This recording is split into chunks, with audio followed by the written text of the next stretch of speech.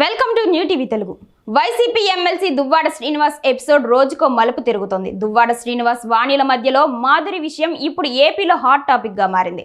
మా నాన్న కావాలి అంటూ శ్రీనివాస్ కూతుళ్లు మీడియా ముందుకు రావడంతో 2 ఏళ్లుగా ఇంట్లో రగిలిపోతున్న విషయం బయటకు వచ్చింది. ఇప్పుడు తాజాగా మాధురిపై కేసు నమోదయ్యి ఈ స్టోరీని మరో మలుపు తిప్పింది.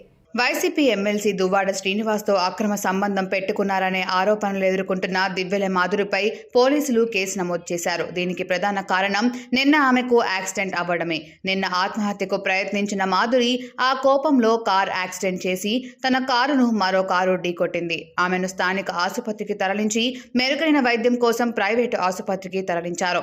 ఆమె కావాలనే కారును ఢీకొట్టినట్లు ఆమె స్టేట్మెంట్ ఇచ్చింది. ఉద్దేశపూర్వకంగా రోడ్డు ప్రమాదానికి కారణమైన ఆమెపై పోలీసులు కేసు నమోదు చేశారు. ఆత్మహత్యాయత్నం చట్ట ప్రకారం నేరం కాబట్టి ఆమెపై కేసు నమోదు చేశారు పోలీసులు.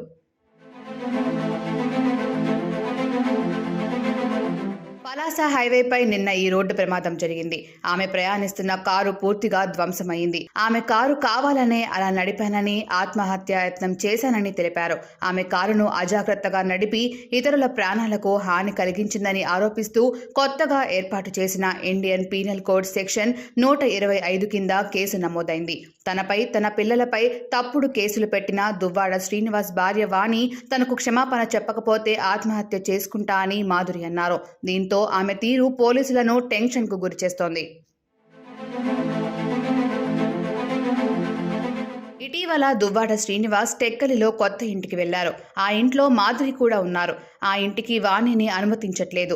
ఆ ఇంటి నిర్మాణంలో తన డబ్బు కూడా ఉందని అంటున్న వాణి తనను, తన 2 కూతుళ్లను కూడా ఆ ఇంట్లోకి రానివ్వాలని డిమాండ్ చేస్తున్నారు. అందుకు దువ్వాడ శ్రీనివాస్ ఒప్పుకోవట్లేదు.